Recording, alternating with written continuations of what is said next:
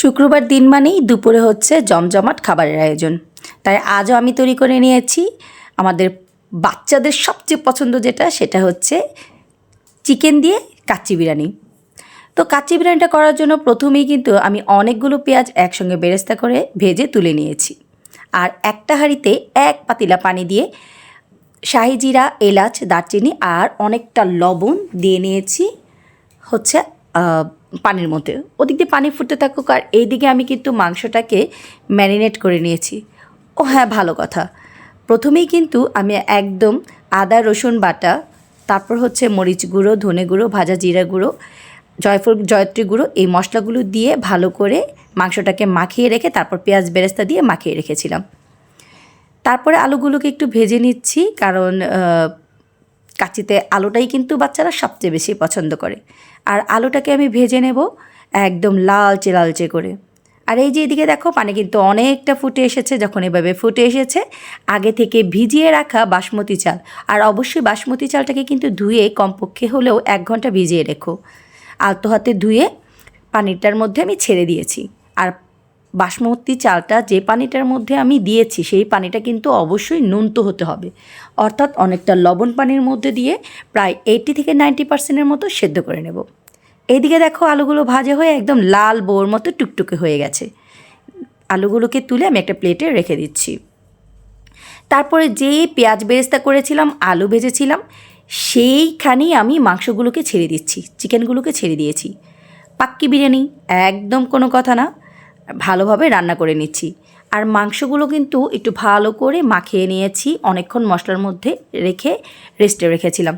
আমি আবারও রিপিট করছি কী কী মশলা দিয়েছিলাম: মরিচ গুঁড়ো, ধনে গুঁড়ো, জিরা গুঁড়ো, জয়ফল জয়ত্রী গুঁড়ো, এলাচ, দারচিনি গুঁড়ো, আর হচ্ছে সামান্য একটু টক দই, মানে হাফ কাপের মতো টক দই অ্যাড করেছি। আদা রসুন বাটা তো অবশ্যই, লবণ, সব কিছু দিয়ে ভালোভাবে মাখিয়ে রেখে রেস্টে রেখেছি। এবং যখন নাকি তেলে ছেড়ে দেবো, তার আগে আমি পেঁয়াজ বেরেস্তা দিয়ে মাখিয়ে তারপর এইভাবে ভালো করে রান্না করে নিয়েছি। মাংসটা যখন রান্না হয়ে গেছে, বাস আর কি, এই যে দেখো, আমি হাঁড়ির থেকে চালটাকে পানি থেকে ঝরিয়ে নিয়ে তারপর এখানে মাংসের উপরে এভাবে ছড়িয়ে দিচ্ছি। অলমোস্ট কিন্তু আমার রান্নাটা শেষ। দেখতে পেলে তো কত সহজেই রান্না করেছি। এখানে কিছু নিয়েছি কাজু বাদাম, গুঁড়া দুধ, আলু বোখরা, কিশমিশ, এইগুলো একটু ভালো করে মাখিয়ে নিচ্ছি। তারপরে মাখিয়ে নিয়ে এর উপরে কিন্তু আমি ছড়িয়ে দিয়েছি। এটা একটা সুন্দর ফ্লেভার নিয়ে আসবে। এই আলু বোখরাগুলো কিন্তু খুব ভালো লাগে পরবর্তীতে খেতে। তারপরে আমি এর মধ্যে দিয়ে নিয়েছি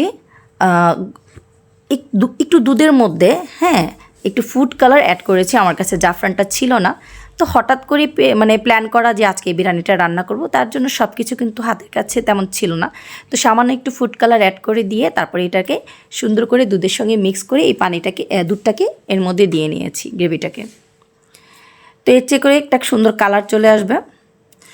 আর মাংসের মধ্যে যে মশলাগুলো আমি বললাম সেগুলো কিন্তু ব্লেন্ডারের মধ্যে ভালো করে গুঁড়ো করে নিতে হবে। আর গুঁড়ো করে নিলে কিন্তু এটার ফ্লেভারটা খুব ভালো আসবে। তো প্রথমে উপরে কিছু কাঁচামরিচ দিলাম, পেঁয়াজ বেরেস্তা দিলাম, আর সামান্য একটু ঘি ছড়িয়ে নিয়ে তারপর আমি এটাকে এখন ঢেকে কিছুক্ষণ দমে রেখে দেব। বাস, তাহলে কিন্তু আমাদের পাক্কি বিরিয়ানিটা খুব সহজভাবেই রান্না করা হয়ে গেল। তো আমি খুব শর্টকাটভাবে আজকে ভিডিওটা করেছি। এটার বিস্তারিত একটা ভিডিও রয়েছে, সেটা চাইলে তোমরা আমার ইউটিউব পেজ থেকে দেখে আসতে পারো। একদম ডিটেলসে গরুর মাংস দিয়ে কিভাবে পাক্কি বিরিয়ানি রান্না করা যায় সেটারও একটা ভিডিও রয়েছে। আশা করি তোমাদের কাছে অনেক ভালো লাগবে। এই দেখো, আমার কিন্তু পাক্কি বিরিয়ানি রেডি হয়ে গেছে চিকেন দিয়ে। খেতে কিন্তু খুব খুব খুব মজা হয়েছিল।